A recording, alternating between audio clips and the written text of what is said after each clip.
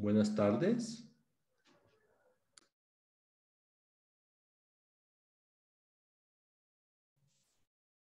Buenas tardes.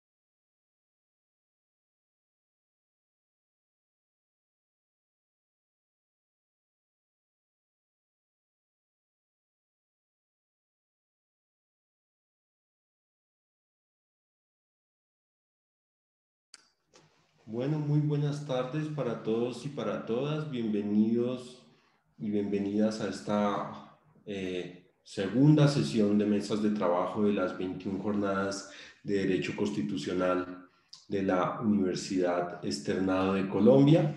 Esta tarde, entre las 2 y las 3:30, tendremos un panel muy interesante sobre función judicial, defensores de derechos humanos. Vamos a ver algunos temas del Tribunal Constitucional de Perú, de la representación judicial.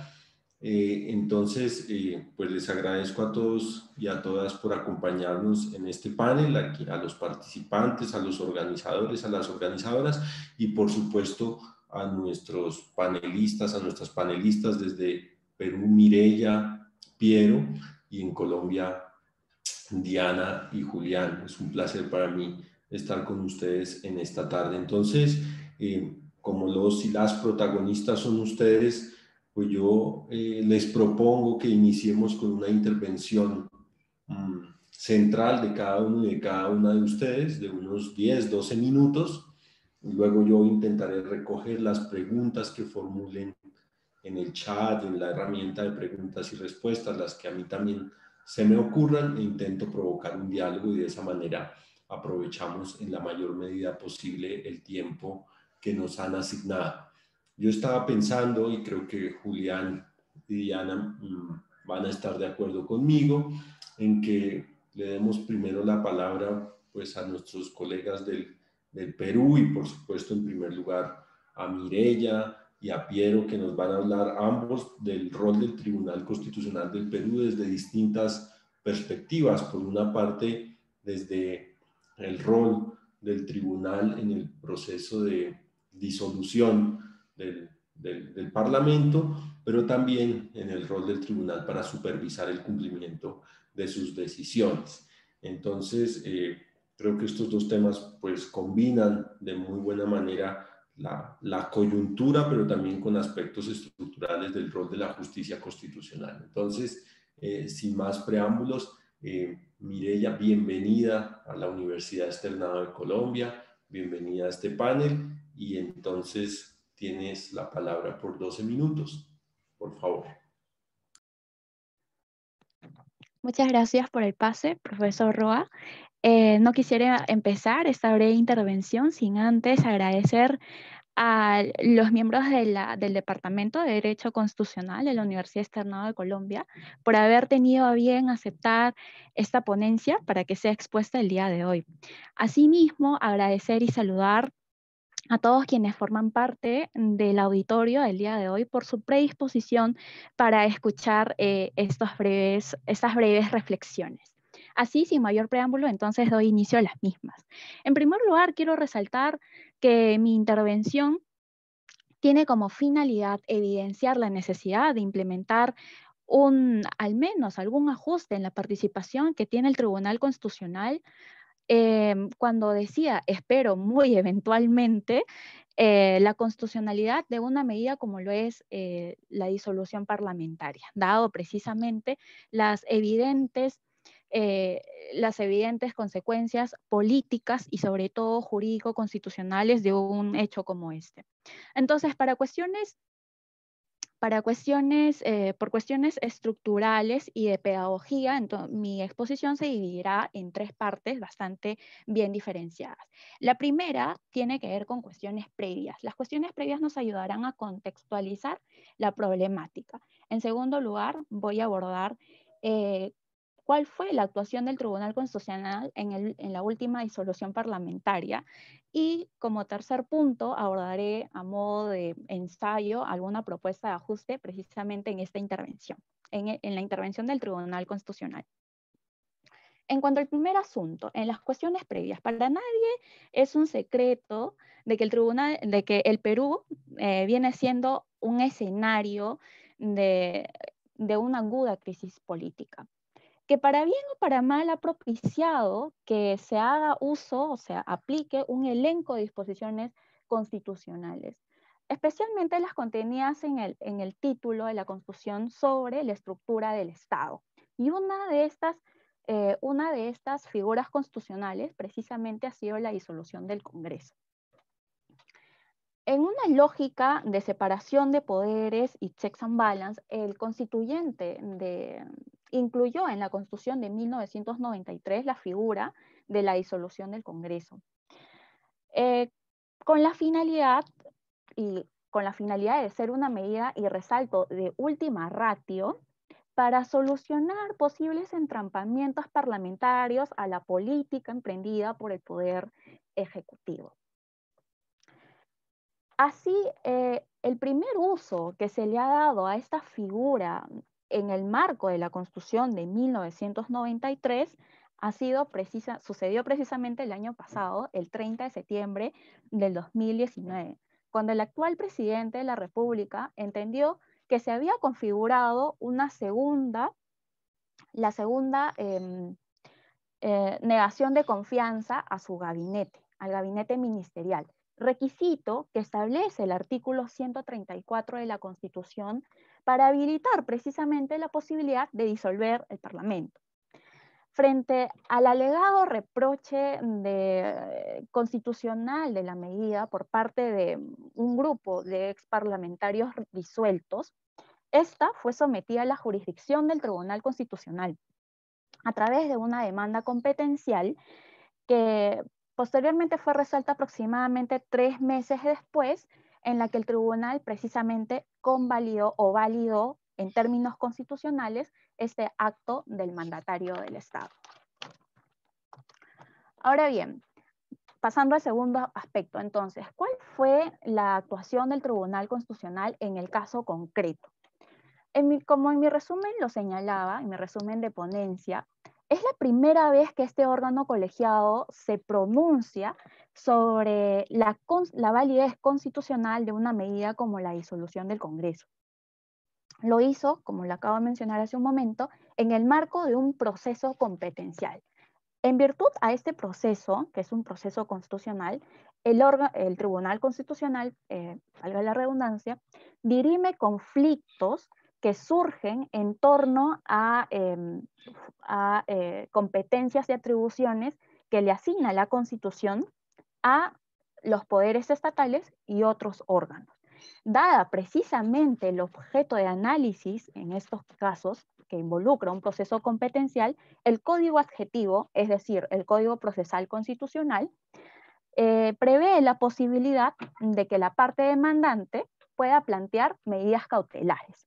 Ahora bien, en el caso concreto, lo cierto es que el Tribunal Constitucional empezó admitiendo la demanda competencial planteada por este grupo de exparlamentarios. Sin embargo, la declaró infundada, convalidando así, como decía, la disolución del Congreso. Es decir, la convalidó señalando que esta era constitucional. No corrió la misma suerte el pedido de medida cautelar, planteada también por la parte demandante, la cual fue declarada improcedente. Bueno, lo cierto es que la medida cautelar buscaba principalmente suspender los efectos del decreto supremo que disolvía el Parlamento y por lo tanto se restituían a los parlamentarios disueltos. Con estos antecedentes, entonces la sentencia emitida por este órgano colegiado se dio en un contexto de comicios electorales. Y me pueden preguntar de dónde salen los comicios electorales, para quienes no están familiarizados con la Constitución peruana. Bueno, lo cierto también es que el artículo 134 de la Constitución prevé que el decreto supremo que disuelve el Congreso tiene que ir acompañado de una convocatoria a nuevas elecciones parlamentarias, las cuales no se deben dar en un plazo mayor a 4 meses desde disuelto el Parlamento. Entonces, conociendo todos estos pormenores fácticos, daré inicio al siguiente análisis. Como decía, la sentencia fue emitida en un contexto de comicios electorales. Ello supone definitivamente que el análisis del tribuno o de la tribuna, del Tribunal Constitucional, no va a ser estrictamente jurídico en el sentido de que se va a ceñir al conflicto o al problema jurídico planteado en la demanda competencial, sino que va a agregar a su análisis otros elementos. ¿Cuáles son esos elementos? El principio de seguridad jurídica que requieren los comicios electorales en el Perú. Y con ello también trae aparejado otro elemento que, si bien es extrajurídico, sin duda, tiene influencia podría tener influencia en el análisis de los jueces del Tribunal Constitucional. Me refiero a la presión social y sobre todo a la presión política que trae aparejado precisamente los comicios electorales para un nuevo parlamento. Entonces, entendido esto, y ya entrando al tercer punto de mi exposición, considero que la esfera de independencia de los miembros del Tribunal Constitucional al momento de decidir una cuestión en la que están involucradas no solamente nada más y nada menos que dos poderes estatales, es decir, la división de poderes, y al mismo tiempo están involucrados la suspensión de una función trascendental que forma parte de la democracia, que es precisamente la función de control político que ejerce el Parlamento. Entonces, ante esta posible o potencial suspensión de las funciones de control político derivadas de la disolución del Congreso y a ese fortalecimiento del presidente en este caso concreto, considero que el análisis de constitucionalidad sobre la disolución del Congreso debe estar fortalecido a través de una mayor independencia del juez constitucional. ¿Y cómo se puede lograr eso? Bueno, ahí la tercera parte de mi exposición, la propuesta que he diseñado, por supuesto puede ser sin duda, que es imperfectible, sin duda, que es perfectible, perdón, que es perfectible, es la siguiente.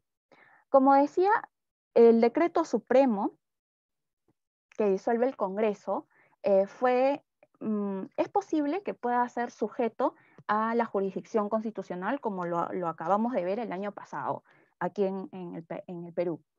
Entonces, la propuesta es que cuando se demande, se sujete al Tribunal Constitucional una medida como esta, que es la disolución del Parlamento, se suspende el calendario electoral, que de alguna manera está constitucionalizado en el Perú.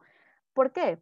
De esta manera no solamente se atenuaría esa presión política y social que traen consigo los comicios electorales, sino que además se anularía quizá ese elemento adicional que debe tener el juez constitucional al momento de analizar la constitucionalidad de la disolución del Congreso.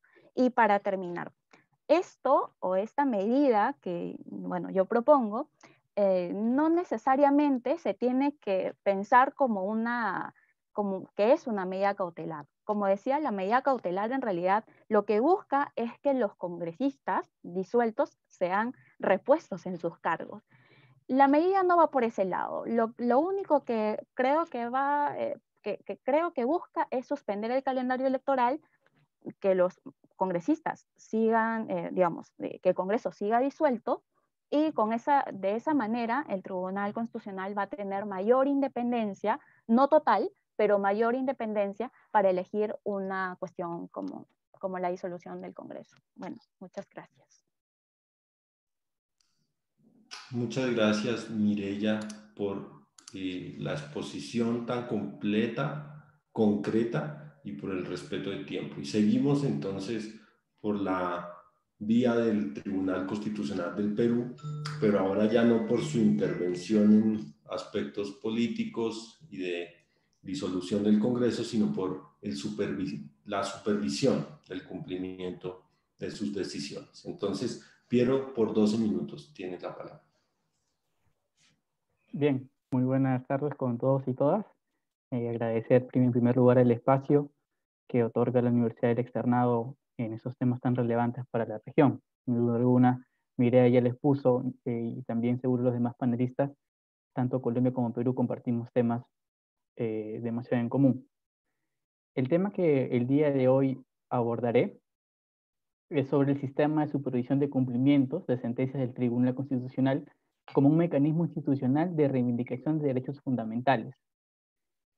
Pues bien, el Tribunal Constitucional, a lo largo de su jurisprudencia, ha emitido pronunciamientos que son catalogados como sentencias estructurales, ¿no? Y en los cuales generalmente declara un estado de cosas inconstitucional. Esta técnica, pues, importada de la Corte Constitucional de Colombia. Ello en relación a la vigencia de un derecho fundamental, lo cual tiene como consecuencia, como correlato, una serie de exhortaciones a diferentes entidades del sector público, para precisamente superar ese estado de cosas advertido. Sin embargo, pese a esas declaraciones o exhortaciones, aún continúa la dispersión de responsabilidades sobre estos problemas detectados. Hay una ausencia de coordinación entre los organismos, hay pasividad de las entidades estatales frente a otras situaciones. Ante este panorama, el TC creó un sistema de supervisión de cumplimiento de sentencias, en el cual se verifica el grado de avances y también de obstáculos sobre lo ordenado en el marco de la debida ejecución de sentencias. Yo he preparado unas diapositivas para poder presentarlas. En un breve momento las voy a colocar. Tú puedes compartir tu pantalla, Piero, adelante. Gracias.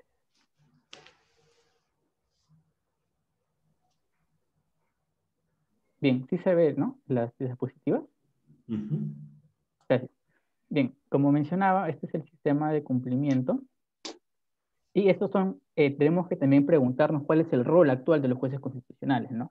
Vemos el actual pleno del tribunal, compuesto por 7 magistrados, y también ocupa un rol preponderante en este nuevo sistema que se ha creado. De hecho, tenemos a la presidenta, la magistrada Ledesma Narváez, quien es la que encabeza el Tribunal Constitucional, asimismo el magistrado Eloy Espinosa, quien está a la derecha, es el encargado de el coordinador, y el magistrado Ramos Núñez, quien es el coordinador adquisitario. Esto también nos hace pensar cuál es el rol de los jueces en las políticas públicas. De hecho, que es un tema que ha tenido demasiada controversia en torno a cuáles son las funciones y en base a un principio de separación de poderes deberían los jueces intervenir. Pues bien, el Perú tiene un decreto supremo que aprueba las políticas nacionales y hay diferentes etapas. Tenemos etapa de diseño, de formulación, de implementación y de evaluación, supervisión. Precisamente el tribunal se abocaría en esta última parte, ¿no? La de monitoreo. Sin embargo, a lo largo de la sentencia, como vamos a ver más adelante, el tribunal también interviene en esas etapas, en las primeras etapas, como de diseño, por las exhortaciones que ha estado realizando. Pues bien, también observamos cuál es el funcionamiento del tribunal para poder entrar en el tema, ¿no? Generalmente ingresa un expediente, luego de ello se convoca la vista de la causa, hay un demandante, un demandado, hay la posibilidad de que se admita amicus curiae, amigos de la corte. Después de escuchar ambas partes y el amicus curiae, si es que es el caso, ya se elabora una sentencia. Y pueden haber las sentencias como comentarios estructurales, ¿no? Donde hay exhortaciones a poderes públicos o se declara un estado de cosas inconstitucional. Luego de ello, vendría el tema de la supervisión de cumplimiento, que también lo encontramos en la última parte, a través de pedidos de información y a través de celebración de audiencias públicas, y por el contexto de hoy que son remotas. Pues bien, este sistema de supervisión tiene una base normativa que está compuesta en una resolución administrativa del tribunal. Eso también es un aspecto problemático, por así decirlo, porque esta regulación del tribunal parte de una norma infralegal, incluso. Entonces, estaría pendiente este tema de poder, quizás, una reforma constitucional o una reforma legal en base a la ley orgánica, ¿no? Como les comenté, está compuesta por 7 magistrados y un magistrado coordinador, y también, esto es importante, hay una comisión de 7 asesores jurisdiccionales que cuentan con el apoyo de diferentes personas para el desarrollo de las funciones, ¿no? Entonces, ese sistema actualmente, el pleno, el magistrado coordinador y los asesores, todos de formación eminentemente jurídica, ¿no? Y también un aspecto problemático que vamos a ver más adelante es las cuestiones técnicas que ocasionan las políticas públicas. Pues bien, Actualmente se han identificado 4 sentencias estructurales con exhortaciones a diferentes entidades. La primera es la 889-2017 PA, caso Antonia Díaz Cáceres de Tinoco. Aquí hubo pedidos de información y se celebró hace unos meses una audiencia de supervisión de remota.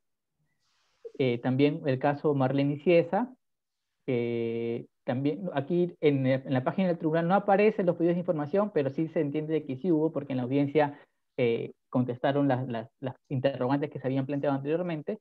Y los dos últimos casos, caso MHFC y el CCB, que son de materia penitenciaria, ¿no? El primero sobre salud mental y el segundo en materia de hacinamiento. Entonces, el primero que podemos advertir es un emblemático que ha emitido el Tribunal Constitucional, es la sentencia que habla sobre el derecho a que el Estado se comunique en las lenguas originarias donde ellas predominen, ¿no? Aquí ubicamos un grupo de situación de vulnerabilidad que son los pueblos indígenas. Aquí la sentencia hace referencia explícita a una política pública, que es la Política Nacional de Lenguas Originarias, y aquí interviene el tribunal en la delimitación del problema público, porque advierte una ausencia de una efectiva vigencia de este derecho. Ya lo pone en la palestra del debate nacional, por así decirlo. Y asimismo advierte una situación que desearía el tribunal, como que es que las entidades privadas y públicas que brinden servicios públicos hagan todos sus esfuerzos para que las lenguas originarias sean oficiales en donde se desarrollen. Realizó una serie de exhortaciones, entre ellas que se publique un mapa etnolingüístico, el cual precisamente luego de la sentencia se publicó. Luego de unos meses se publicó el Decreto Supremo 11-2018 del Ministerio de Educación, el cual recoge el mapa etnolingüístico, que es un instrumento técnico para la elaboración para determinar una oficialidad o no de lengua originaria. Luego tenemos el caso Marlene Ciesa, que son dos hermanas en el ámbito del derecho a la educación rural. Aquí otra vez vemos que hay un grupo en situación de vulnerabilidad involucrado, que son las niñas y niñas, ¿no? En situación de pobreza incluso. Hablamos del derecho a la educación. Aquí hay de nuevo una referencia a una política pública, como es el diseño curricular del 2009, por aquel entonces sucedieron esos hechos. Aquí de nuevo el tribunal interviene en la etapa número 1, delimita el problema respecto a la disponibilidad y accesibilidad de la educación en zonas de extrema pobreza y realiza una serie de exhortaciones al Ministerio de Educación respecto a un plan. Este plan precisamente tiene un resultado, que es el Decreto Supremo 13-2018, el cual es una política de atención educativa para la población en el ámbito rural. Entonces, observamos hasta este momento que luego de una exhortación viene una consecuencia, viene una acción por parte del poder, de los poderes públicos, ¿no? Un caso reciente, que es el caso MHFC, caso de derecho de salud mental, aquí hablamos de un grupo de situación de vulnerabilidad de las personas privadas de libertad, ¿no? Hay una nueva referencia a políticas públicas, como es el Plan Nacional de Fortalecimiento de Servicios de Salud Mental de 2018-2022, y aquí el tribunal también interviene tanto en la delimitación del problema, sobre esta ausencia de diagnóstico y tratamiento de salud mental de personas privadas de libertad, y al mismo tiempo realiza una serie de exhortaciones, en este caso al Instituto Penitenciario, para que establezca un plan de acción respecto a esta situación. En esta sentencia se ven diferentes posiciones sobre estas exhortaciones, porque algunos magistrados entendieron de que aquí sí el tribunal ya se excedió y está en una etapa de implementación de políticas públicas, porque esto va a originar un gasto en el erario nacional, evidentemente, y posiblemente infringiría el principio de separación de poderes. Pero luego de ello observamos que luego hay un resultado, que es un protocolo de atención intramuros de la población penitenciaria con problemas de trastornos mentales y de comportamiento, lo cual está aún en proyecto, es lo que ha informado al tribunal el Instituto Nacional de Penitenciarios. Asimismo, ya terminando, el caso CCB, igual, es un nuevo caso sobre la situación de privados de libertad, pero esta vez por las condiciones de hacinamiento. Aquí el derecho es el derecho a no ser recluido en condiciones carentes de razonabilidad y proporcionalidad, y en este caso el tribunal advirtió que se envuelve varios grupos en situación de vulnerabilidad, como pueden ser las personas con discapacidad, las madres, personas con VIH, y hay una nueva referencia a las políticas públicas que se están implementando, pero que no han tenido gran resultado, hay un déficit, y de nuevo el tribunal delimita este problema público, delimita que hay un estado de cosa inconstitucional sobre el hacinamiento, lo cual no es sorpresa, porque Colombia también recuerdo que tiene sentencias respecto al hacinamiento, unas tutelas, y también tiene incluso una sala especial para hacer el seguimiento de esta sentencia, ¿no? El tribunal de alguna forma se nutrió de estos avances a nivel interamericano y también de derecho constitucional comparado para declarar un estado de cosa inconstitucional al respecto, y exhortó que se elabore un nuevo plan nacional. ¿Y cuál fue el resultado? El Decreto Supremo 11/2020, en el cual hay una política nacional penitenciaria del 2030. Es decir, ya hay resultados respecto a las observaciones que el tribunal están realizando. Entonces, como conclusiones, ya terminando esta intervención, es de que hay una preponderancia de los derechos fundamentales de carácter social en el grupo de situación de vulnerabilidad. Ya lo hemos visto con derecho a la educación, a la salud mental, y también a la lengua originaria, el uso de la lengua originaria. Asimismo, observamos que hay una intervención del tribunal en las políticas públicas, en tanto delimita los problemas. Asimismo, hay aún retos pendientes sobre la evaluación y de los informes y las audiencias de supervisión. Recordemos que estas audiencias de supervisión se han celebrado posterior a la emisión de sentencia, no antes de. Si hablamos antes de la emisión, se podría hablar de esta justicia dialógica que nos mencionaba, por ejemplo, el profesor Gargarella. Sin embargo, aún lo tenemos posterior, ¿no? Sería interesante de que antes de que se emitan estas órdenes, se puedan escuchar a todas las partes involucradas. Asimismo, como mencioné, esta ausencia aún de justicia dialógica, y finalmente vemos un efecto desbloqueador del aparato público, ¿no? Como también es una tesis recogida por Diego Alexandro Celis Corso, del Externado de Colombia, hablaba de este efecto, y de diversos profesores de Colombia también, que hablaba de este efecto desbloqueador del aparato público, ¿no? Porque vemos que frente a una exhortación ya hay un resultado, que son diferentes decretos.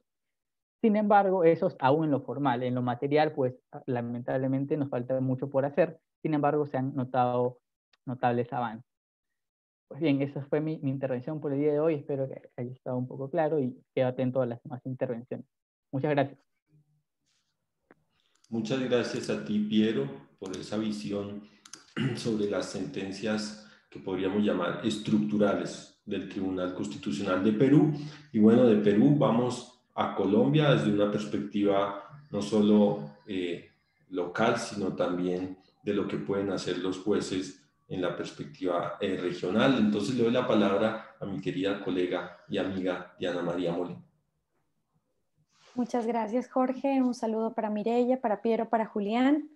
Me alegra mucho verlos. Muchas gracias a todas las personas que nos están acompañando en la mesa, que son bastantes. Entonces, bienvenidos.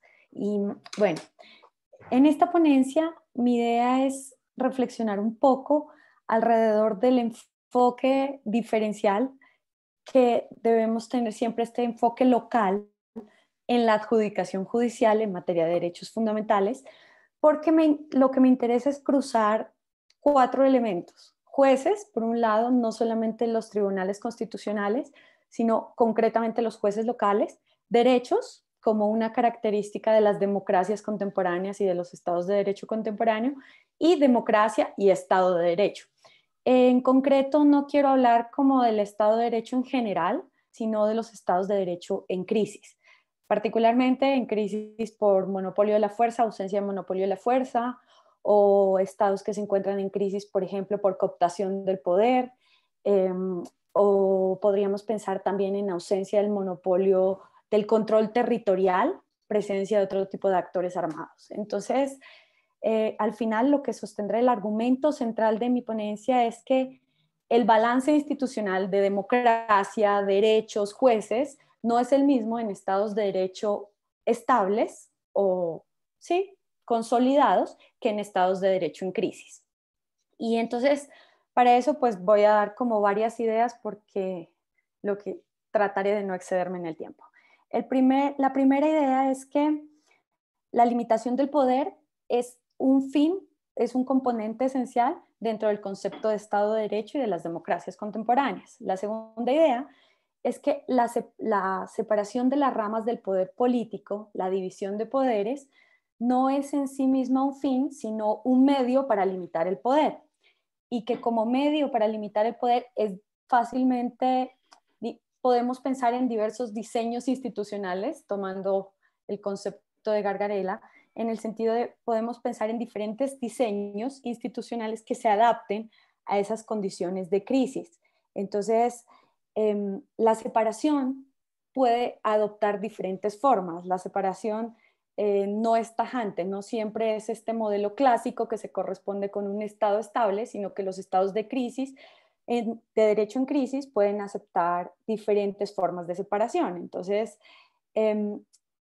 siguiendo en esto la tesis de los profesores Antonia Baraya y Luca Pietro Vanoni, que la leí hace poco, pues existen diversas alternativas de separación de poderes compatibles con diversos tipos de Estado de Derecho y con diversos grados de concreción del Estado de Derecho. Entonces, diferentes esquemas institucionales, diferentes formas de separación de poderes, con diferentes tipos de democracias, con diferentes necesidades de derechos, por ejemplo, ya que Piero nos habló en este momento de los derechos sociales, ¿no? Entonces, ¿de qué depende la elección entre uno u otro diseño? Que es uno de los puntos de análisis. ¿Por qué optar por el diseño de separación clásica o por qué optar, por ejemplo, por un diseño de un tribunal constitucional con competencias fuertes? Lo que yo creo es que la elección entre uno u otro diseño institucional, ya que vimos que hay diferentes diseños, o sea, partimos de señalar que hay diferentes diseños, la elección depende en concreto del contexto en el cual se esté desarrollando el diseño, es decir, parto de una idea muy local. Entonces, en esta idea, sí, continuando con este esquema, si bien entonces la alteración del balance de poderes es un indicador de la crisis, ¿no? Nosotros tenemos miedo al desbalance porque el desbalance es indicador de crisis y tenemos miedo quizás a abrir otros modelos institucionales porque consideramos que muchos modelos pueden facilitar la centralización del poder, pero yo considero que hay otros elementos más allá de ese, contextuales que deben ser tenidos en cuenta. Ya los mencioné al principio. La pérdida del monopolio de la fuerza me parece que es un elemento muy importante al considerar qué debe hacer el poder público. ¿Sí? ¿Cuál es el poder público, por ejemplo, que ejerce presencia en específico? ¿Cuál rama del poder público tiene más fuerza en la región? Si nosotros pensamos en Tumaco, por ejemplo, ¿cuál sería? Tumaco es, para nuestros panelistas extranjeros, es un pueblo de la costa pacífica que presenta diferentes dificultades en torno al narcotráfico, a pérdida del control del monopolio de la fuerza, pérdida del control territorial. Entonces lo que yo digo es, bueno, puede ser que pensar en un balance constitucional que privilegie al juez sea riesgoso, porque esto puede implicar centralización de poderes. Pero hay otros elementos que son más importantes respecto al contexto que deben ser tenidas en cuenta. En concreto, el monopolio de la fuerza, la pérdida del control territorial, la presencia de otros grupos armados. ¿Y por qué pienso que es posible hacer un balance institucional diferente que tenga en cuenta estos factores? Porque pese a que los estados de derecho se encuentran en crisis, es decir, pese a que no son estados de derecho consolidados, estos estados se diferencian de los estados colapsados, por ejemplo, de los estados fallidos, en los cuales no hay ni siquiera un principio de legalidad básico, ¿no es cierto? O sea, persisten en los estados de derecho en crisis, a diferencia de los estados colapsados, un grado importante de independencia judicial. Y en función de ese grado de independencia judicial que permanece aún en contextos muy locales, muy afectados por la crisis, creo que es necesario fortalecer el rol. Es decir, a partir de las constataciones locales de lo que tenemos y de lo que nos falta, considero que podemos pensar un diseño institucional, es decir, desde esas necesidades. Y claramente los jueces tienen, por ejemplo, en estados en crisis como en Colombia, una cobertura muy amplia, además tienen unas potencialidades mayores que otras ramas del poder público. Y entonces creo que a partir de la adjudicación judicial, los jueces pueden jugar un papel muy importante en la transformación de esas sociedades. Entonces, sin embargo, creo que me quedan como 4 minutos, bueno, sin embargo, quiero pues este planteamiento de lo local a lo general plantea unos temas adicionales que quisiera dejar como para la reflexión. Y el primero es que si creemos que el juez debe jugar un papel relevante, y si el juez ha venido jugando un papel relevante, ¿por qué este constitucionalismo dialógico, este constitucionalismo fuerte, este constitucionalismo deliberativo no ha logrado llegar a los jueces locales? Porque claro, en parte lo que yo estoy diciendo es la rama judicial tiene una gran presencia, y como tiene una gran presencia, pues debemos fortalecerla, no en tanto separación clásica, sino más bien como un límite al poder general. Pero sin embargo, el constitucionalismo dialógico, por ejemplo, no ha descendido. Y pues si no ha descendido hasta lo local, ¿realmente es una respuesta frente a la crisis del Estado o simplemente es un modelo diferente que no logra sacar a los estados o fortalecer la democracia desde la adjudicación judicial? Yo creo que en este punto es importante tener en cuenta el círculo virtuoso que existe entre derechos fundamentales, Estado de Derecho y democracia constitucional. Entonces, si fortalecemos los derechos fundamentales, se fortalece el Estado de Derecho y la democracia, pero a la vez la democracia es un presupuesto de los derechos, ¿no? Entonces, aunque no haya logrado llegar este constitucionalismo dialógico a lo local, pues la sola presencia del juez en espacios locales implica el fortalecimiento de ese círculo virtuoso. Y la otra pregunta que me queda es que hace parte de una preocupación más amplia que se planteó en la mesa de ayer en la que estuviste presente, Jorge, sobre cómo vincular la justicia con la ciudadanía, ¿no es cierto? Que es uno de los grandes problemas que tenemos. ¿Cómo vincular la justicia con la ciudadanía en un Estado de Derecho en crisis, en la que el potencial del derecho es reducido, en la que el potencial de la sentencia y la posibilidad de aplicación es restringida? Entonces, y quiero concluir con una analogía, con un análisis que se hace desde el plano internacional frente a la intervención en el Congo por parte de Naciones Unidas. Entonces, cuando se hace el análisis de la reflexión, se dice que finalmente la intervención se hizo desde arriba hacia abajo, que no atendió las condiciones locales del Congo, pero que adicionalmente los actores internacionales tenían unos marcos de entendimiento, es decir, de las formas que debían intervenir y qué tan posible era cambiar el Congo. Entonces, muchos de los que intervinieron decían que la situación del Congo no podía cambiarse porque eran esencialmente violentos, por ejemplo, ¿no? Entonces, yo siento que mucho de esa impotencia que tuvieron los actores internacionales para enfrentar el Congo, porque estaba dentro de su marco de entendimiento, se traslada a nuestros jueces locales, que a partir de, digamos que han renunciado a su potencial local de transformación, porque lo he denominado, porque tienen un rol simbólico de importancia de las altas cortes constitucionales. Entonces, esa renuncia local a enfrentar graves violaciones, porque asumen que el rol simbólico fuerte debe venir de arriba hacia abajo. Mi probable punto de solución sería fortalecer un diálogo jurisprudencial vertical, no solamente entre otros poderes, por ejemplo, con el legislativo o con el ejecutivo, sino con otros jueces y con otros actores que se encuentran en terreno. Creo que con eso termino. Gracias. Muchísimas gracias, profesora Diana, y aprovecho también para saludar a muchos colegas, amigos, amigas, profesores, estudiantes que nos acompañan en este panel. Les recuerdo que pueden formular sus preguntas en el chat y yo intentaré recogerlas. Y entonces ahora también le doy la palabra al querido amigo, colega Julián Gaviria. Gracias, Jorge. Comienzo pues por agradecer a la Universidad Externado de Colombia haber organizado estas jornadas sobre derecho constitucional. Saludo a las compañeras y compañeros acá en esta mesa acerca de democracia y jueces. Bueno, pues yo creo que esta ponencia mía se aleja un poco de los temas que han tratado, tal vez está un poco más relacionado con lo que nos venía diciendo Diana, aunque yo pues voy a hacer, digamos, una intervención de un tipo un poco más teórico. De hecho, puede ser considerada como una nota al pie de página a la plenaria del día de ayer, Democracia y Nuevas Formas de Participación, en la cual participó nuestro moderador el día de hoy, Jorge Roa.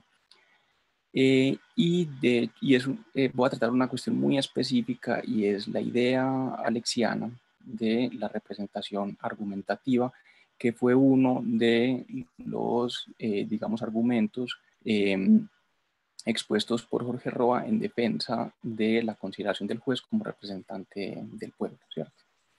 Bueno, voy a poner acá el tiempo que no quiero excederme. Bueno, pues entonces, para, digamos, avanzar rápido, voy a tratar de hacer una primera parte que sea expositiva, en la que voy a tratar de describir rápidamente el pensamiento de Alexis sobre este tema específico, y en la cual voy a tratar de mostrar algunas de las dificultades que encuentro. Esto es algo que yo he venido trabajando con el profesor Esteban Buritica en un artículo que esperamos publicar prontamente. Bueno, ¿en qué consiste esta representación argumentativa alexiana? Pues Alexis parte de la siguiente tesis. Considera que la única manera en la que podemos considerar como legítimo el control de constitucionalidad de las leyes es asumiendo que este control de constitucionalidad, que la justicia constitucional es una forma de representación popular, ¿cierto? Y entonces nos dice, bueno, pues, ¿cuál es la particularidad de esta forma de representación popular? Porque normalmente la representación popular la hemos entendido como aquella ejercida por los parlamentos. Y los parlamentos son representantes del pueblo porque, digamos, hay un proceso en el cual hay una autorización a esos parlamentos a los parlamentarios para tomar decisión a través de elecciones y un proceso también de rendición de cuentas que se da por la posibilidad de los ciudadanos de, digamos, quitar de esas labores representativas a quienes no hayan cumplido, digamos, esa función de forma satisfactoria. Estos procesos de autorización y rendición de cuentas precisamente es lo que hacen que podamos decir que hay una conexión entre el Parlamento y el demos, ¿cierto? Bueno, y no solo esta cuestión, sino que los parlamentos están diseñados institucionalmente de manera tal que puedan cumplir esa función representativa y establecer ese vínculo entre ciudadanía y representantes de una manera, digamos, satisfactoria. Entonces tiene un número, digamos, determinado de integrantes que normalmente es de cientos. Está dividido en circunscripciones, de manera que haya elementos espaciales que se tengan en cuenta y que diversos sectores o grupos que conforman el pueblo se encuentren también, digamos, de alguna manera dentro de las instituciones representativas. Entonces lo que nos dice Alexis es, bueno, lo que podemos ver en estos modelos de democracia, en este modelo de democracia es que hay un elemento, digamos, decisional, es el modelo, digamos, decisional de democracia, en el cual, o también lo que se conoce como democracia, tal vez eso se refiere también a Alexis, a la democracia agregativa, en la cual hay una elección, que es este proceso de autorización y rendición de cuentas, y el gobierno de las mayorías, porque se decide dentro de estos órganos colegiados a través de la regla de la mayoría. Pero él nos dice, los modelos constitucionales democráticos actuales no aspiran a ser simples modelos decisionales de democracia, sino que aspiran a ser modelos argumentativos. Y en estos modelos argumentativos no basta la toma de decisiones a través de estos procesos de elección, sino que es necesario también dar razones y buenos argumentos que justifiquen las decisiones tomadas a través de dichos procedimientos. El Parlamento, nos dice Alexis, en una democracia argumentativa debe cumplir estas dos funciones, está vinculado con este elemento decisional y está vinculado con este elemento argumentativo, ¿qué papel puede jugar entonces la la justicia constitucional? ¿Cómo podemos justificarlo dentro de un modelo de argumentación, de democracia argumentativa? Y entonces nos dice, pues las cortes constitucionales no están vinculadas al elemento decisional, no son autorizadas por el pueblo, ni pueden ser revocadas por el mismo, ¿cierto? Entonces no hay un proceso de rendición de cuentas tal como el que existe en el Parlamento, ni una autorización tal como existe en el Parlamento. Pero nos queda otra pata, la argumentativa, y entonces dice, bueno, sí, las democracias argumentativas lo que pretenden precisamente es la institucionalización de la razón pública, pues es ahí donde las cortes pueden llegar a dar un aporte. Entonces, hasta ahí vamos, yo creo que bien, ¿cierto? Entonces, las cortes lo que hacen es participar en este proceso de argumentación y entonces se concentra en la parte argumentativa de la democracia constitucional.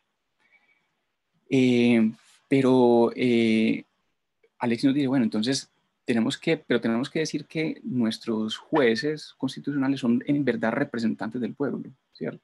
Entonces no basta, porque los jueces también toman decisiones y también son una autoridad, y como toda autoridad en un sistema democrático está vinculado definitivamente con la participación popular, porque son representantes si son representantes del pueblo, pueden ser considerados legítimos. Entonces tenemos que mostrar la manera en que los jueces son representantes del pueblo. Nos dice estos dos elementos, el elemento argumentativo y el elemento representativo, se ven en las dos condiciones que Alexis establece para la existencia de una representación argumentativa. El primero es que los jueces pueden tomar decisiones correctas. ¿Y por qué pueden tomar decisiones correctas? Porque es que los jueces tienen unas capacidades especiales, por un entrenamiento especial o una posición institucional especial, lo que se quiera, para aplicar una herramienta que sería el juicio de proporcionalidad, el test de proporcionalidad, que marca los límites del discurso racional. Y como los jueces pueden identificar estos límites del discurso racional, pues entonces pueden tomar decisiones correctas, ¿cierto? El primer elemento, los jueces pueden aportar decisiones correctas al sistema. El segundo elemento es que haya un vínculo entre esas decisiones y el pueblo. ¿Y cuál es ese vínculo? Pues que los ciudadanos tienen que poder aceptar esas decisiones, ¿cierto? Pero pues tienen que poderlas aceptar por la siguiente razón, porque son decisiones correctas. Es decir, suponemos que los ciudadanos son racionales, aceptan la Constitución y tienen la capacidad de determinar, al igual que los jueces, cuándo una decisión es correcta desde el punto de vista constitucional. Bueno, entonces ahora vamos un poco con los problemas.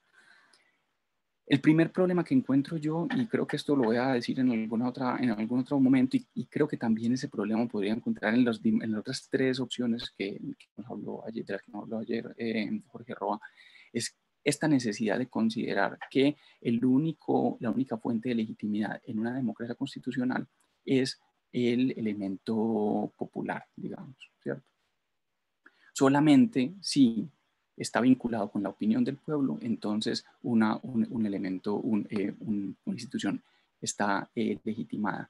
Y yo eso lo veo un poco extraño, sobre todo porque si nos ponemos a ver autores también sumamente relevantes en esta discusión acerca del control de constitucionalidad, como pueden ser Ronald Dworkin o Luigi Ferrajoli, pues no se ponen en este ejercicio sumamente complejo de decir que es que los jueces son representantes del pueblo, sino que afirman que los jueces cumplen una función distinta. Si pensamos en el foro de principio dworkiniano, los jueces están legitimados, ¿por qué? Porque son capaces, sí, como dice Alexis, de hallar respuestas correctas, ¿cierto? Están mejor ubicados institucionalmente para razonar en términos de principios, y eso sería su aporte al proceso democrático constitucional, ¿cierto? Pero también podemos ver esto en tesis un poco, digamos, yo que considero más claras, como podrían ser las de Juan Carlos Bayón o la de Tomás Cristiano, en las cuales consideramos que la legitimidad de las instituciones puede derivarse o bien de su valor instrumental relacionado con la participación de los ciudadanos en la configuración del poder público, o en la virtud que puedan tener ciertos procedimientos de lograr llevarnos a respuestas correctas acerca de cuestiones vinculadas con valores que consideramos igualmente importantes a la participación popular, como pueden ser los derechos fundamentales. Esta tesis también tiene un montón de problemas, pero si bien es menos novedosa, yo creo que cumple mejor la función y nos evita algunos enredos de los que voy a pasar a hablar en este momento. ¿Por qué la representación argumentativa es valiosa? La representación argumentativa es valiosa porque es una forma de representación popular. Y es una forma de representación popular porque está vinculada a la opinión de los ciudadanos, es decir, es una forma de participar en las tomas de decisiones, en la configuración del poder público. Si no estuviera vinculada a la opinión de los ciudadanos, no sería una forma de representación según Alexis, ¿cierto? Pero entonces la cuestión acá es que, nos dice Alexis, precisamente lo que hacen los jueces constitucionales al tomar sus decisiones correctas es que en el corto, mediano o largo plazo, los ciudadanos aceptarán dichas decisiones porque son correctas. Y acá tenemos el primer elemento. ¿Qué porcentaje de la ciudadanía? Porque él dice un grupo de ciudadanos, ¿qué porcentaje? ¿El 51%, el 70%, el 30%, el 20%? No sabemos qué tan aceptada debe ser una medida para que podamos considerar que existe ese vínculo entre la decisión de los jueces y el pueblo.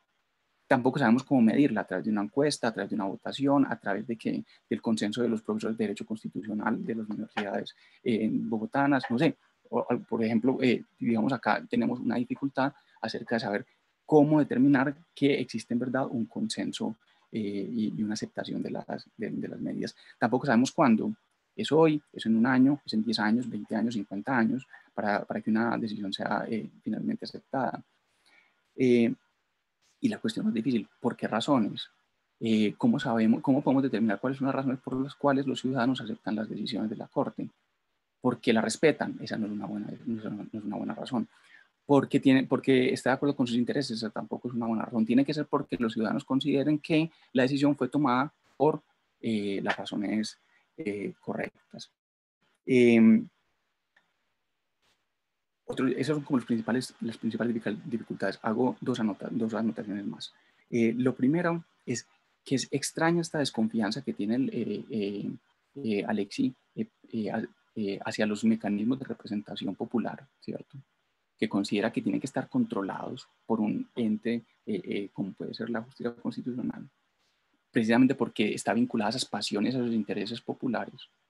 Pero después considera que los ciudadanos son estos seres sumamente virtuosos y sumamente capaces, que son capaces de aceptar las sentencias, no solamente porque les convengan, sino porque pueden identificar que las respuestas son correctas y quieren que las respuestas correctas prevalezcan dentro del sistema. Pero al parecer, cuando van a evaluar a sus representantes, esas capacidades desaparecen y ya no son tan virtuosos, ya no son estas personas constitucionales. Segundo, que es bastante complejo esta cuestión de que el test de proporcionalidad nos brinda una herramienta que nos permite identificar los límites del discurso práctico. Sin embargo, las Cortes Constitucionales, como esto ha escrito mucho Jeremy Waldron, van a decidir sus casos muchas veces en 5 contra 4, por ejemplo, en la Corte Constitucional colombiana. Y es extraño porque si esto es una cuestión casi técnica, en la cual tenemos una herramienta que al parecer es intersubjetivamente aceptada para resolver los problemas, ¿cómo es que al final vamos a decidir 5 contra 4 cuando sobre esto debería haber, al menos entre los jueces, tal vez la ciudadanía no, pero si los jueces que son técnicos y que son personas constitucionales, supone uno, porque si no, pues entonces porque están ahí, y además porque vamos a aceptar sus decisiones, ¿cómo es que terminan divididos 5 contra 4? Y por último, algo que yo creo que le puede interesar a Jorge es de qué manera esta forma de concebir la labor del juez es compatible con el constitucionalismo dialógico y con el activismo judicial, ¿cierto? Porque el juez solamente marca los límites del marco constitucional, pero no dice cuáles son las mejores respuestas. Cuando hemos visto que las intervenciones más interesantes de la Corte Constitucional colombiana no han sido solamente determinar el marco, sino decir qué hay que hacer, ¿cierto? Entonces, ¿cómo justificamos ese tipo de decisiones desde el punto de vista representativo, tal como lo entiende Alexis? Y segundo, ¿por qué necesitamos diálogo si los jueces ya saben cuáles son las respuestas, ¿cierto? Porque ya tienen la herramienta. La herramienta es el test de proporcionalidad. Si ya tenemos esa herramienta, los jueces la saben ejecutar, ¿para qué necesitamos que dialoguen con otras instituciones si ya tenemos los expertos? Esas cuestiones. Creo que me excedí un poco. Pido disculpas. No, señor, muchísimas gracias, Julián, pero muchísimas gracias de verdad a los cuatro. Yo les doy un aplauso aquí por las intervenciones. Ahora voy a hacerles un par de preguntas a cada uno, pero con el objetivo de que puedan ampliar un poco lo que han dicho. Yo, Mireya, la intervención del Poder Judicial en casos como la disolución del Parlamento, del Congreso, es lo que la doctrina norteamericana denomina una clásica cuestión política. Entonces, yo quería preguntarte desde tu perspectiva del diseño institucional del Tribunal Constitucional peruano, ¿está en una buena posición institucional? Y tú hacías referencia a la independencia. Tiene un buen grado de independencia y está en una buena posición institucional para intervenir en este tipo de cuestiones políticas. Y no te preocupes, que mientras tanto voy haciendo las preguntas a los demás para que no sea así como le suelen hacer a uno en la plenaria, que bueno, de una vez conteste. Piero, ¿qué es lo que debe esperar la ciudadanía de las sentencias estructurales?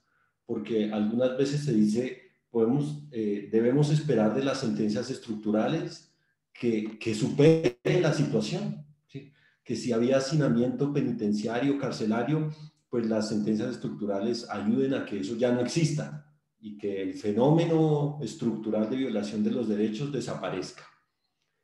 Pero otros dicen, no debemos exigir tanto de las sentencias estructurales, con que nos ayuden a ver el problema y a ver algunas posibles soluciones, ya es suficiente.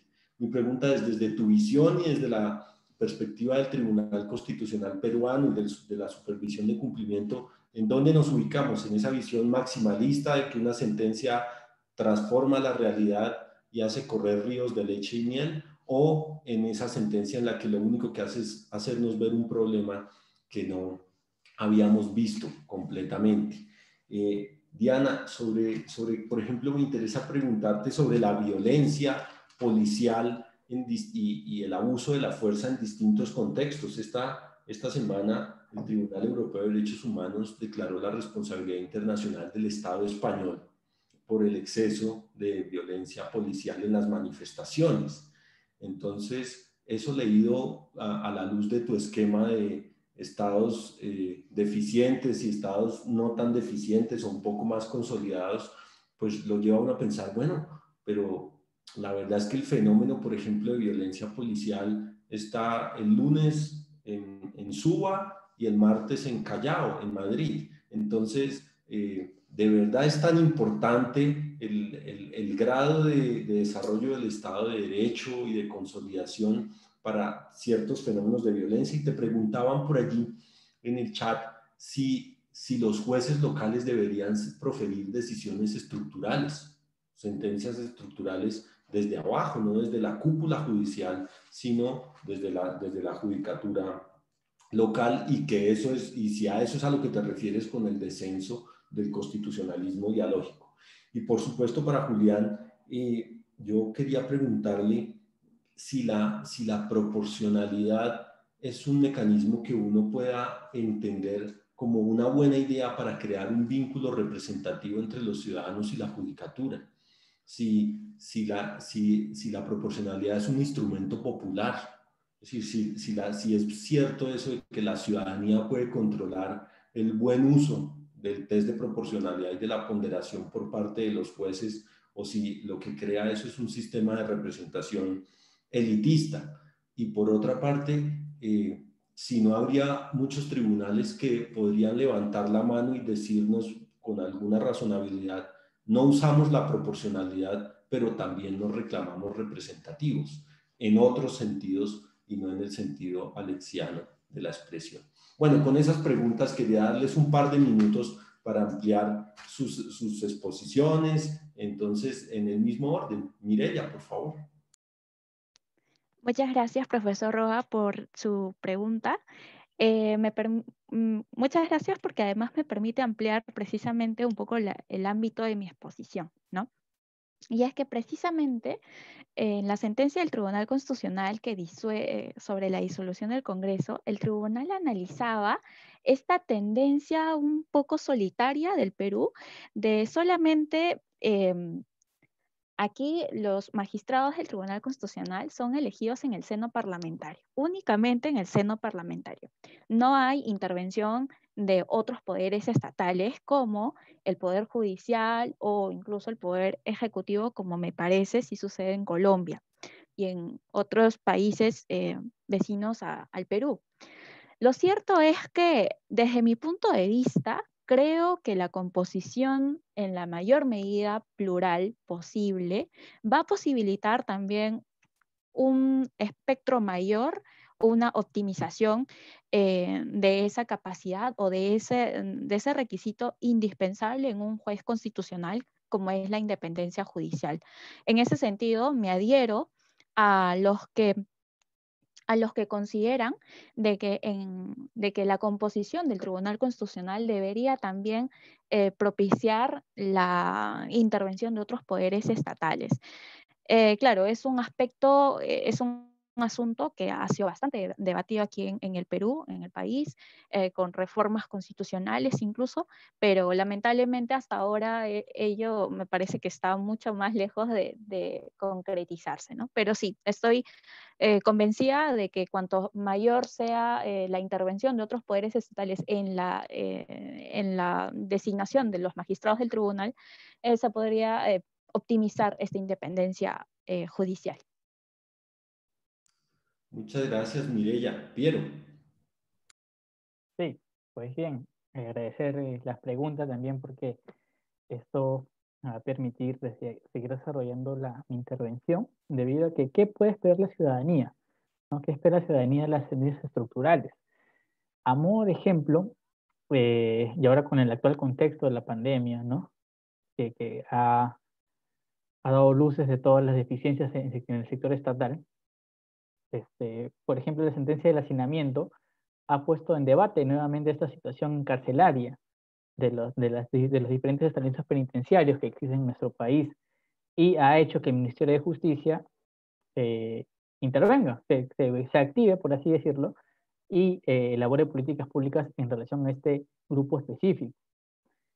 También, en el caso de la señora Antonia Díaz Cáceres de Tinoco, esta sentencia 889 de las lenguas originarias, esto generó incluso un gran revuelo en la propia localidad, porque es una localidad que está ubicada en la parte andina del país. Y allí lo que hizo fue que la municipalidad cambió los nombres de las principales oficinas al idioma originario, que era el quechua. E incluso en las sedes del Tribunal Constitucional en el Perú, lo que hizo el tribunal fue cambiar los rótulos a las lenguas originales que hay en el Perú, como el quechua, el xáninga y el aymara. Entonces, esto de alguna forma busca que vayan los derechos más allá del papel, ¿no? Que es una sentencia, que se materialice y a la vez reivindique los derechos fundamentales de las personas y sobre todo en grupos de situación de vulnerabilidad, como ya hemos conversado, que son personas privadas de libertad, pertenecientes a pueblos indígenas, o niños, niñas y adolescentes en situación de pobreza.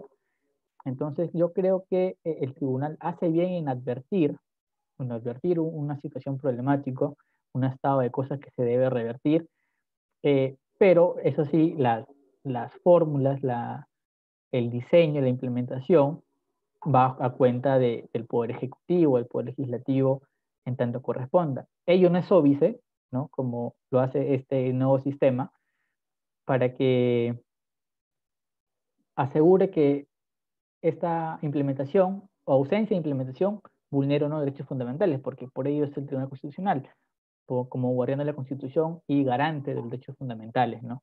Así sea por aplicación de una ley o una determinada política pública. Eso era. Muchas gracias, Piero. Diana. Gracias. Bueno, pues son dos preguntas muy difíciles para responder. La primera, frente a la distinción entre estados de derecho en crisis y otro tipo de estados que yo los denominé consolidados, pero que reciben muchos nombres, lo primero que tengo que decir es que el concepto de crisis del Estado es un concepto bastante controvertido, tanto desde el plano interno como desde el plano internacional, y que lo que es comúnmente aceptado es la gradualidad de la institucionalidad del Estado. Es decir, es comúnmente aceptado que algunos estados tienen mayor presencia institucional y mayor fortaleza institucional que otros, que tienen mejores capacidades institucionales que otros. Entonces, yo creo que es importante hacer énfasis en esa distinción de capacidades institucionales. Pensaba en el caso de la violencia policial, por ejemplo, mientras aquí hay, bueno, voy a hacer una afirmación, mientras hay impunidad total, pues vemos que en este caso el Estado español es responsable ya por estas cuestiones. Entonces, no es lo mismo la capacidad institucional de sanción de los actos de abuso en un Estado consolidado que en un Estado en crisis. Entonces, creo que esa diferencia entre capacidades institucionales lo que nos hace pensar es qué podemos hacer a través del derecho y qué no. Porque en algunos casos, por ejemplo, las leyes se dictan y se cumplen de forma más fácil, con un mayor andamiaje institucional, con más herramientas que en otros estados. Esa sería la respuesta a la primera pregunta.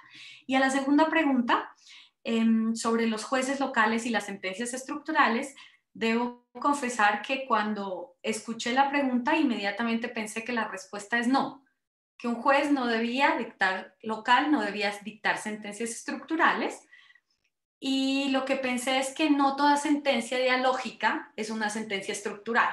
Creo que pensé en esa distinción, en la idea de diferentes, por ejemplo, incluir actores de diálogo no necesariamente implica tener una sentencia estructural.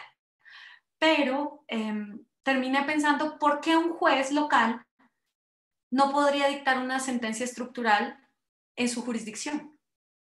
Y pues claramente, si pienso en lo que acaba de explicar Julián sobre la razonabilidad y de la decisión judicial, pues ¿por qué los ciudadanos, digamos, trasladando ese argumento que tú usabas, por qué los ciudadanos del centro o del país tienen mayor racionalidad que los que están en las localidades? Entonces, si acudo a esta idea, pues no tendría sentido afirmar que un juez local que tiene una jurisdicción clara, una competencia específica, no puede dictar sentencias estructurales. Entonces, dos ideas. Si bien no toda sentencia dialógica que incluya deferencia hacia otros poderes o hacia el fortalecimiento de la democracia es estructural, yo creo que los jueces locales sí tienen la capacidad de dictar sentencias estructurales.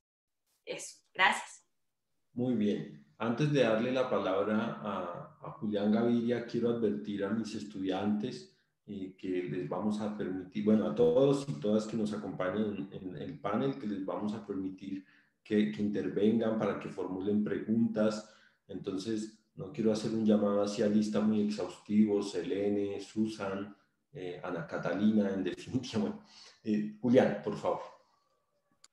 Bueno, pues la pregunta pues no es de fácil respuesta. O sea, si el juicio o el test de proporcionalidad tiene la capacidad de crear un vínculo entre ciudadanos y los que sean en este caso los representantes, los jueces como representantes de los ciudadanos. Esto es parte de lo que piensa precisamente Lexi, ¿cierto? Porque los ciudadanos en teoría serían capaces de identificar digamos, digamos, pueden hacer su propia evaluación del test, ¿cierto? Yo no estoy diciendo que no pueda crearse ningún tipo de vínculo entre jueces y ciudadanos. Lo que no, digamos, lo que no sé si vale la pena que llamemos a esto representación popular, ¿cierto? Digamos, el aporte que hacen los jueces, si los jueces hacen un aporte a la deliberación, cosa que yo no dudo, pues bien, pues porque podemos diferenciar democracia de deliberación. Puede haber deliberación sin democracia, eso lo sabemos, ¿cierto? Y puede haber, y pues ya esta pregunta sería más difícil, podría haber democracia sin deliberación, pues los defensores de la democracia deliberativa van a decir que no, pero defensores de otras tesis, de otros modelos de democracia, pues van a decir que sí es posible. Entonces, qué tipo de vínculo puede crearse o si los ciudadanos pueden evaluar las decisiones de los jueces. Yo creo que sí, pueden hacerlo, y eso también dependerá en gran medida de la forma en que los jueces tomen sus decisiones, porque el modelo, digamos, del test de proporcionalidad puede ser en muchos casos complejo, ¿cierto? Pero los jueces pueden, digamos, toda esta, la fórmula del peso, etcétera, que elabora Alex y que él mismo dice, esto simplemente es como para que podamos entenderlo, pero eso tiene que poder traducirse en palabras, tiene que poder comunicarse a la gente, tiene que poder ser explicado a la gente, y la gente tiene que ser capaz de ver las razones detrás, digamos, de este test. Entonces yo creería que la gente obviamente sí tiene la capacidad de evaluar ese test. Lo que plantea dificultades es si son capaces de hacer esto, porque no son capaces de evaluar las decisiones de sus representantes en los parlamentos. Es como si fueran dos tipos de ciudadanos, ¿cierto? Como si tuvieran dos caras distintas cuando se enfrentan las decisiones de los jueces, son uno, y cuando se enfrentan las decisiones de sus representantes son otros. Y estamos hablando de las mismas personas. Ahora, si un juez puede decir que no va a hacer uso de la proporcionalidad, ¿cierto? Pues sería una tesis, sería como un juez, no sé de qué tipo, como trumpista o algo así, pues como diciendo yo no creo en la racionalidad, ¿cierto? Y voy a tomar decisiones irracionales y represento al pueblo. Pues no sé si no sé por qué Jorge la pregunta, no sé si la intención es... Lo que quería decir, Julián, es la única forma de adoptar medidas racionales no es la proporcionalidad. Digamos, que entonces que un juez dijera, mire, yo no utilizo la proporcionalidad, ni la fórmula del peso, ni la ponderación, pero reclamo también que se me considere un juez representativo, en el sentido en que hablo en nombre o por o represento ciertos intereses o defiendo ciertas, digamos, pongo el foco en ciertos intereses que están desprotegidos políticamente, y no lo hago utilizando el test de proporcionalidad. Pues yo creo que la tesis de fondo de Alexis es los jueces tienen que decidir a través de mecanismos racionales. Yo les ofrezco este método que creo yo establece los marcos del discurso racional. Pero, pues, digamos, un autor como Ronald Dworkin o el mismo que citabas hace un momento, Luigi Ferrajoli, ellos consideran que el juez puede tomar decisiones racionales y ninguno de ellos habla nunca de proporcionalidad, ¿cierto? Entonces, pues, yo creería que sí, obviamente. Muy bien, ahora llegó el momento de que hablen. Aquí hay jueces constitucionales también, el doctor Hernán Correa, es decir, yo les invito, enciendan su cámara y hablen, para intervengan en este diálogo.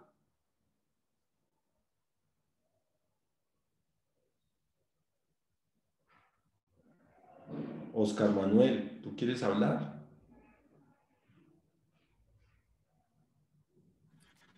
Bueno, si nadie quiere hablar, yo sí puedo hacer una pregunta entonces a Diana. Jorge. Bueno. Jorge. Entonces, ahora sí, Oscar Manuel, veo que Jonathan y el doctor Hernán Correa también. Sí, Jorge, estaba aquí abriéndolo, ¿me escucha? Entonces, de tercero, Jonathan, Oscar y Hernán. Adelante.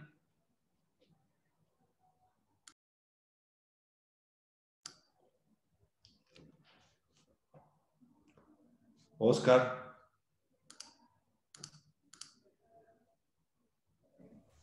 Ahora. Ya, hola doctor, buenas tardes. Adelante, Oscar.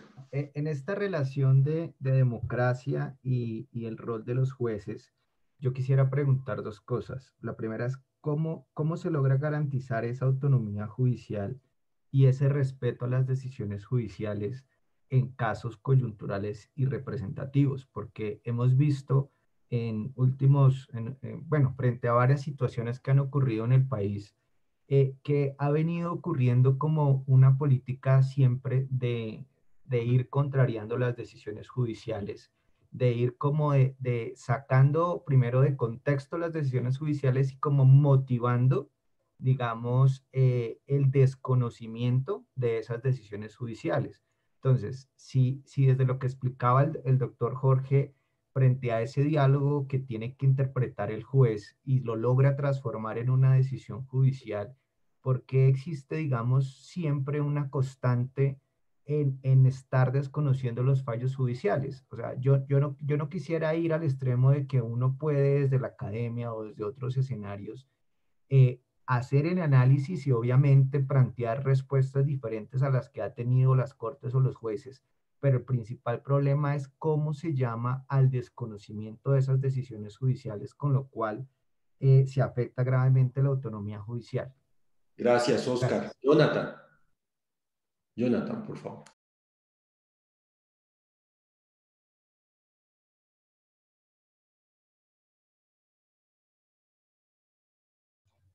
¿Ahí me escucha? Ya, buenas tardes.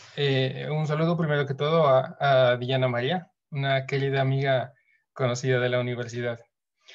Y pensando en este puntico que estaban tratando en la agilidad del debate, se me ocurre a mí un problema con el tema de sentencias estructuradas dictadas por jueces de las jurisdicciones del circuito municipales. Y es que esas sentencias están sometidas a revisión. Entonces me parece a mí, no sé tú qué pienses, Diana, de que el hecho de estar sometidos a la posible revisión por un tribunal constitucional, en este caso pues, de sentencias, hablando de sentencias estructuradas, podría ser un obstáculo para que un juez singular, un juez de una jerarquía inferior pudiera hacerlo, desde ese punto de vista. Y desde el punto de vista de la dialógica, siendo que se trata, o hablando de jueces singulares, pues la pregunta que me surge a mí es, ¿cómo construiría él un fallo dialógico si no tendría pares con quienes discutir? Es decir, o consideramos a las partes en conflicto con quienes él entabla el diálogo, pues las condiciones para poderlo realizar. Muchas gracias, Jonathan. Hernán Correa, por favor. Gracias, Jorge.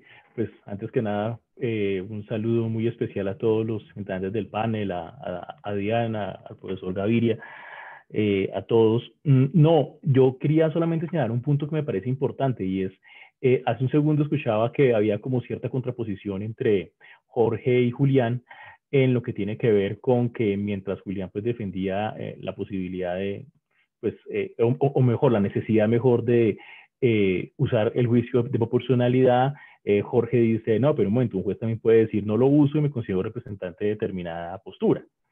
Pero yo veo aquí que las dos posturas se pueden conciliar. Yo en realidad soy un poco escéptico del juicio de proporcionalidad. ¿En qué sentido? En que sí, claro, funciona como mecanismo para darle cierta estructura racional a la decisión judicial, pero no creo que no se nos puede olvidar que el peso que se le da a los principios en el juicio de proporcionalidad es un asunto, al menos yo lo creo así, desde el punto de vista del realismo jurídico, absolutamente ideológico. Entonces yo creo que esa representación a la cual daba Jorge como opción, en realidad lo que es una, también, o mejor, también se podría plantear desde el punto de vista de la proporcionalidad solamente de una manera un poco más, si se quiere, entre comillas, técnica, a partir de qué tanto peso le doy a los principios en cuestión. Peso que no está necesariamente, no, mejor, no existe una fórmula objetiva para hacerlo, sino que realmente depende de la ideología del juez cuánto le da peso a cada principio, digamos. Entonces yo creo que las dos posturas en realidad no son antagónicas, sino, o pronto me gustaría saber la opinión de los dos, porque en realidad yo creo que hay algo en la mitad de las dos que las podría conciliar. Gracias. Muchas gracias, Hernán, por tu comentario y también sugerencia que seguramente yo aquí soy el moderador, entonces es a Julián al que le corresponde contestar eso. ¿Alguien más? ¿Alguna colega que esté por allí que quiera hablar? ¿Sofía? Yo mientras alguien se anima, hay una pregunta y es, les preguntan, a veces los jueces no profieren sentencias estructurales porque temen a que les acusen de prevaricar. Si ustedes creen que ese es quizá un temor que hay en la judicatura para avanzar en decisiones estructurales. ¿Quién más? ¿Sofía? ¿No? Ani. ¿Yo? ¿Jorge? ¿Quieres hacer una pregunta? Quiero hacerle una pregunta a Piero, no lo veo por acá en mi pantalla, pero supongo que está por aquí, ¿sí? Lo que pasa es que... gracias, Piero. Lo que pasa es que yo pensaba en el camino que hemos andado en Colombia respecto a las sentencias estructurales en los mismos temas y el estado de cosas inconstitucional al que él se refirió en el tema de educación, servicios de salud y hacinamiento. Y pues esto está muy ligado con lo que ya preguntó Jorge de qué piensa, qué espera la ciudadanía, pero yo quisiera insistir en también cuál es la perspectiva de implementación, o sea, no me quedó claro a qué viene, qué aparato de implementación tienen además de los decretos a los que tú ya te referiste. Esa sería mi pregunta, gracias. Hay otra mucha... Una pregunta. Sí, hay espacio. ¿Sí? Para Diana, y es, o sea, si identificamos que, bueno, que en determinados contextos el Estado tiene dificultades, digamos, o sea, está menos consolidado, lo que a mí no me queda claro es por qué automáticamente llegamos a la conclusión de que entonces debemos darle más poder a los jueces. Porque uno tiene que identificar, bueno, listo, cuáles son los problemas, qué posibilidades tienen las otras ramas del poder público, ¿cierto?, de intervenir, ver cuáles problemas tiene cada uno, y ya después entonces uno dice, bueno, sí, es que los jueces acá van a funcionar mejor que cualquier otra opción, sobre todo porque siempre que si le estamos dando más poder a los jueces para la toma de decisiones que vinculan a todos, pues igual ahí sí tenemos que tener en cuenta que sí estamos teniendo un costo democrático. No digo que no sea insuperable, pero al menos tenemos que tenerlo en cuenta. Profesor, yo tengo una pregunta. Mireya, caramba. Perdón. Tengo una pregunta para Julián. Me pareció bien interesante su exposición porque en realidad continuó el debate que ayer precisamente usted sostuvo con el profesor Gargarella, ¿no? Bueno, mi pregunta en realidad es cuando Julián exponía, lo primero que se me vino a la mente es que pensar que los jueces en general tienen la legitimidad democrática en sus decisiones, no promueve más bien esta cuestión elitista, ¿no? ¿Por qué yo como ciudadana voy a considerar que tal juez o tal jueza realmente va a decidir de acuerdo a lo que yo quiero? Y yendo un poco en la línea que precisamente ayer exponía el profesor Gargarella, ¿no? O sea, no necesariamente la presencia de ese juez o jueza va a garantizar, digamos, que mi opinión también sea tenida en cuenta, ¿no? Muy bien, y antes de darle la palabra a Sara Benjumea, también les preguntan si ustedes no creen que la publicación de comunicados de prensa de la Corte Constitucional, doctor Hernán, y no las sentencias definitivas, si no afectan la legitimidad de los jueces dentro de una democracia. Y Sara, tú cerrarías la ronda de intervenciones. Adelante, Sara, puedes... Sí, mi pregunta iba dirigida pues a Julián. Él en su exposición decía que los fallos que dictaban las altas cortes, especialmente la Corte Constitucional, se podrían ver correctas siempre y cuando estuvieran enmarcadas como en ese test de proporcionalidad y en ese marco jurídico. Entonces mi pregunta es, ¿qué pasa cuando dentro de ese mismo marco jurídico dos altas cortes producen un fallo totalmente diferente y aplicando exactamente test de proporcionalidad? Y por último, les hacen una pregunta fácil y es si no debería existir un límite al activismo judicial para proteger la separación de poderes como un elemento central de la democracia. Entonces, para responder todas esas preguntas tienen 2 minutos cada uno. Yo creo que ustedes con esa capacidad de síntesis es más que suficiente, en el orden que quieran. Si quieren, Mireya, Piero, Diana y Julián, como lo hemos hecho. Bueno, yo no he sido receptora de muchas preguntas. Creo que solamente respondería, bueno, trataría de responder la última en cuanto al activismo judicial, ¿no? Bueno, el activismo judicial en el caso concreto, en el aspecto que yo he expuesto, no sé, como decía, es inédito que el Tribunal Constitucional se haya pronunciado o sea, por primera vez sobre una cuestión eminentemente política, ¿no? Sobre una political question, como decía el profesor Jorge.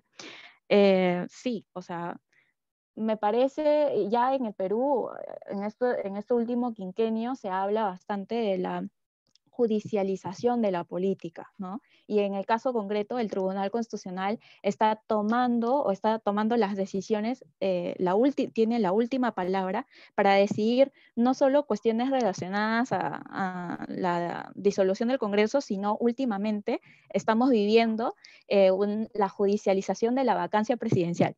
Entonces, así de judicial es ahorita vivimos el fenómeno político, y es una suerte, sin duda, es una expresión del activismo judicial, ¿no? No muy presente o no muy arraigado en el Perú.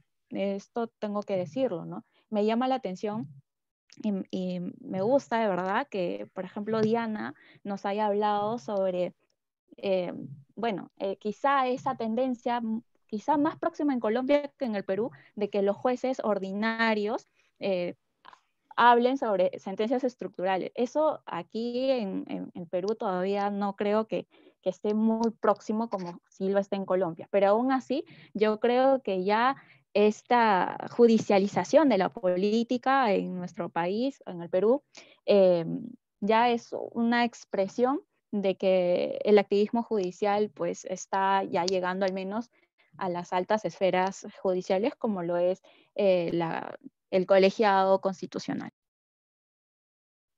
Gracias, Mireya. Piero, por favor. Sí, bien, muchas gracias.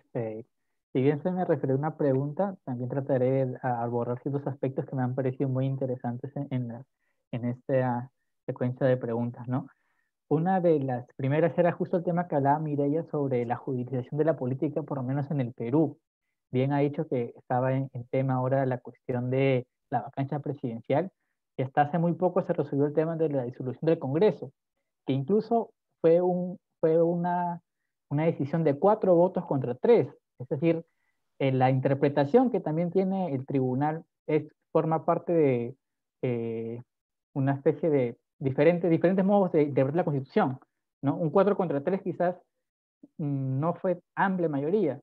Sin embargo, las técnicas argumentativas sirvieron para dar cuenta del final de la decisión, ¿no?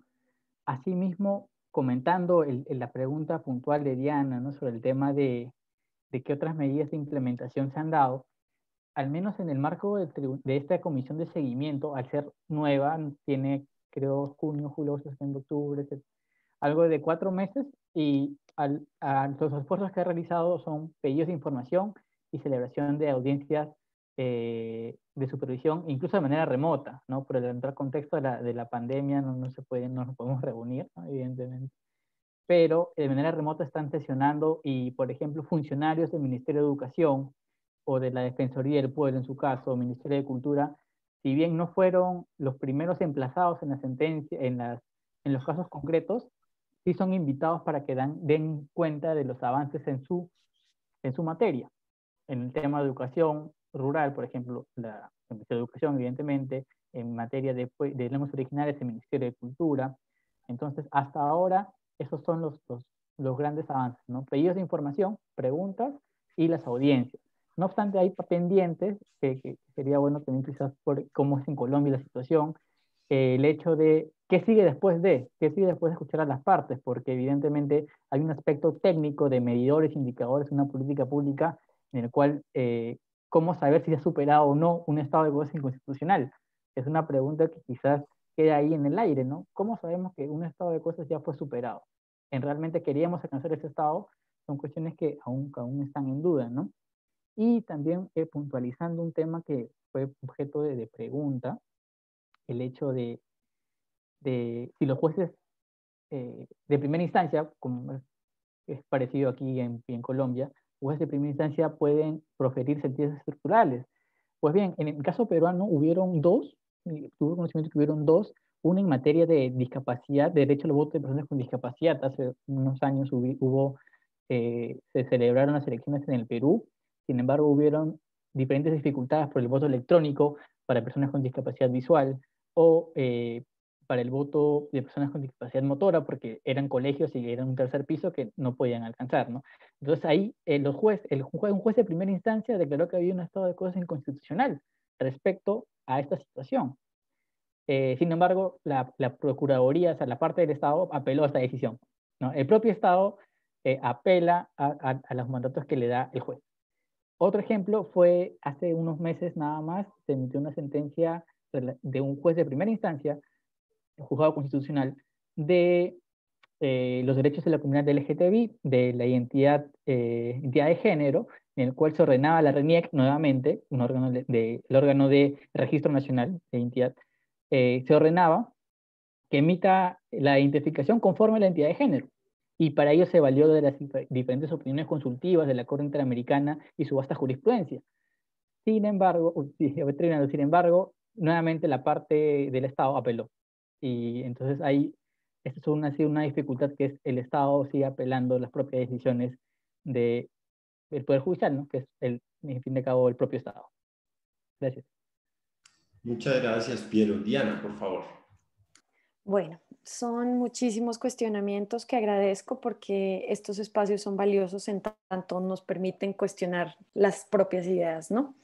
Entonces, frente a lo, quisiera hacer unas observaciones muy concretas. La primera es que a lo que tradicionalmente se lo denomina activismo judicial, yo creo que debemos hablar más bien de innovación judicial en órdenes judiciales, porque es una aplicación, una innovación en órdenes, respecto de órdenes concretas. Quizás el método del que ya nos habló Julián ha evolucionado la ponderación a un test de restricción de derechos, pero sigue siendo un método muy tradicional de aplicación del derecho, finalmente creería yo. No es innovador, no es tan reciente como las sentencias. Entonces, esa sería la primera idea que quisiera dejar, que para mí no es activismo y que por tanto no es una amenaza a la democracia, simplemente es el ejercicio de la jurisdicción dentro del orden democrático como se ha concebido desde las revoluciones liberales. Entonces creería que es más bien un tipo de innovación de órdenes. Frente al por qué el poder de los jueces, por qué ampliar el poder de los jueces, yo creo que esa ampliación viene de la constatación material de cobertura. Si en muchos de los municipios del departamento en el que yo vivo hay jueces, más que los jueces son mucho más reconocidos que muchas otras ramas del poder público, entonces quizás es porque en la práctica sí tienen una capacidad institucional mayor que otras ramas. Entonces, esa capacidad institucional mayor pues debe corresponderse con unas facultades mayores de incidencia, ¿no? Que vuelvo y les digo, no son activismos, simplemente es tomar otro tipo de decisiones. Y dentro de esas decisiones, yo creo que se pueden adoptar decisiones dialógicas con quienes, claramente hablé desde un principio de actores con vocación pacifista. Creo que esto es bastante amplio, pero no tan amplio como para incluir actores armados dentro de ese esquema. Y creo que con eso cierro. Gracias. Muchas gracias, Julián Gaviria. Bueno, pues yo sé que ya nos excedimos del tiempo, entonces lo más rápido posible. Lo primero es que en la exposición que yo hice, una primera parte la dediqué a exponer el modelo de Robert Alexis, no es que yo lo defienda, ¿cierto? Entonces yo no estoy de acuerdo con las ideas de Alexis, yo le veo un montón de problemas. Yo considero que hay elementos que se pueden rescatar de esta idea de representación argumentativa, esta idea de los jueces traer a la deliberación democrática la voz de aquellos que han estado ausentes. Yo creo que eso es una idea que se puede trabajar y sobre la que vale la pena pensar. Pero esta cuestión que establece Alexis de entender que es representación por el solo hecho de que pueden tomar decisiones correctas y que finalmente la gente la va a aceptar, pues me parece un poco extraño. Entonces, por eso yo creo que, digamos, esta cuestión de decidir que otros decidan por nosotros, pues igual sí, yo no creo que no, como decía Mireya, pues finalmente no deja de parecernos extraño decir que porque un juez toma una decisión, fuimos nosotros, nos sentimos vinculados como nuestra decisión, como que representa nuestra posición, digamos, tiene más dificultades desde el punto de vista de la legitimidad. que otras instituciones dentro del orden democrático.